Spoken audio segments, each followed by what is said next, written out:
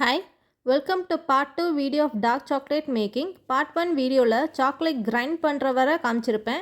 இந்த வீடியோவில் டெம்பரிங் பார்க்கலாம். டெம்பர் பண்ணுறதுக்கு முன்னாடி சிலிக்கான் மோல்டை நல்லா க்ளீன் பண்ணணும். ஒரு டிஷ்யூ இல்லைனா கொஞ்சம் காட்டனை எடுத்து கொக்கோ பட்டரில் டிப் பண்ணி க்ளீன் பண்ணிக்கலாம். கிரைண்டரில் இருக்க சாக்லேட்டை ஒரு பாத்திரத்துக்கு மாற்றிக்கலாம்.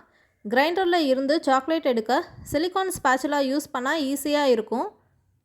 வேறு ஸ்பூனோ இல்லை கரண்டியோ யூஸ் பண்ணால் சாக்லேட் சரியாக வராது. சிலிக்கான் ஸ்பேச்சுலா தான் கரெக்டாக இருக்கும். பாருங்கள் சாக்லேட் எவ்வளோ ஃப்ளோயி கன்சிஸ்டன்சியில் இருக்குன்னு. கலரும் நல்லா டார்க்காக இருக்குது. வீடியோவில் அவ்வளோக்கா தெரியல.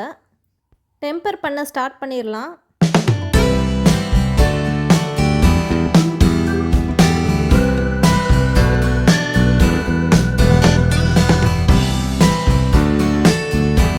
யூஸ்வலாக சாக்லேட் டெம்பர் பண்ணுறதுக்கு கிரானைட் இல்லைனா மார்பிள் ஸ்லாப் யூஸ் பண்ணுவாங்க.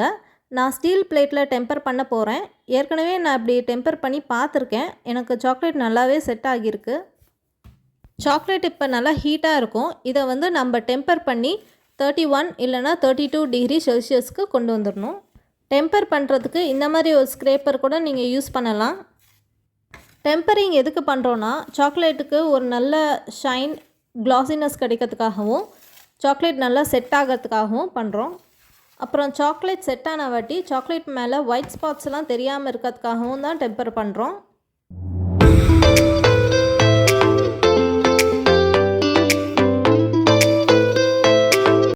ஒரு தெர்மோமீட்டர் வச்சு டெம்பரேச்சர் எவ்வளோ இருக்குதுன்னு அப்பப்போ செக் பண்ணி பார்த்துக்கலாம்.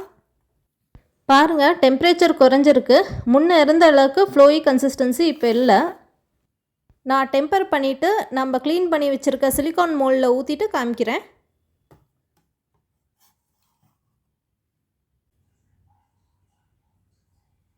இப்போது இதை ஃப்ரிட்ஜில் வச்சுட்டு ஒரு 4 to 5 ஹார்ஸ்க்கு அப்புறம் எடுத்து பார்க்கலாம்.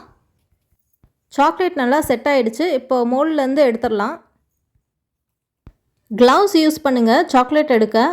நீங்கள் வீட்டு யூஸ்க்காக சாக்லேட் பண்ணுறதா இருந்தால் க்ளவுஸ் தேவையில்லை. சேல்ஸ்க்காக பண்ணுறீங்கன்னா கண்டிப்பாக க்ளவுஸ் போட்டுக்கோங்க.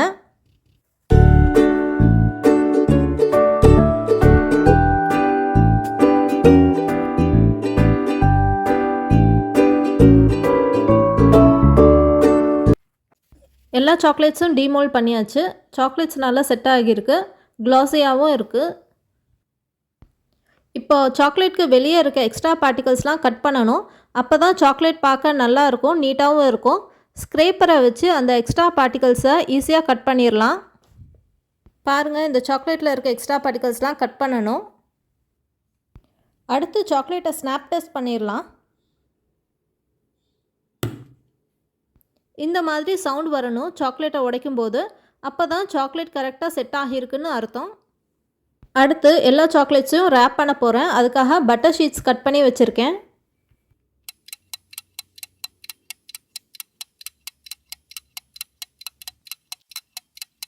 எல்லா சாக்லேட்ஸும் இப்படி ரேப் பண்ணி ஒரு கண்டெய்னரில் போட்டு ஃப்ரிட்ஜில் வச்சிடலாம். இந்த வீடியோ யூஸ்ஃபுல்லாக இருந்தால் சப்ஸ்கிரைப் பண்ணுங்கள்.